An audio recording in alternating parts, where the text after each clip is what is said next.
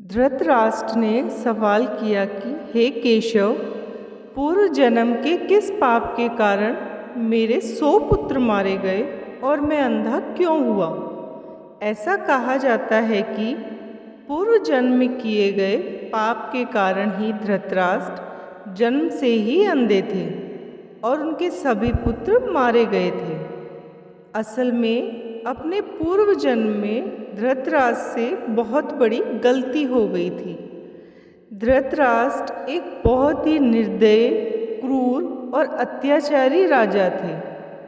ऐसा कहा जाता है कि एक दिन जब वे अपने सैनिकों के साथ राज्य के भ्रमण के लिए निकले तो उनकी नज़र एक तालाब में अपने बच्चों के साथ आराम करते हुए हंस पर पड़ी।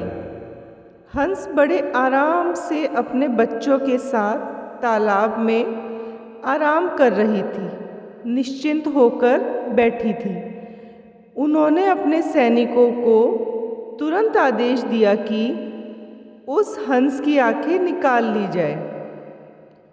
धृतराष्ट्र के सैनिकों ने भी अपने राजा की आज्ञा का तुरंत पालन किया और उस आराम करती हुई हंस की आंखें बड़ी ही निर्दयता से निकाल ली।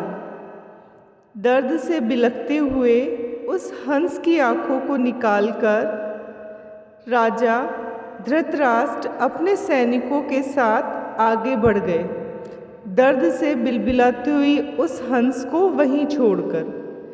इस घटना को देखकर हंस के बच्चों की भी मृत्यु हो गई।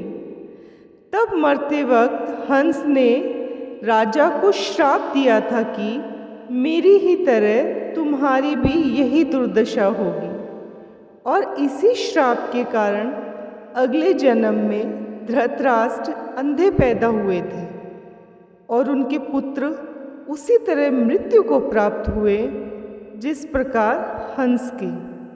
तो ये थी कहानी धृतराष्ट्र के अंधे होने की।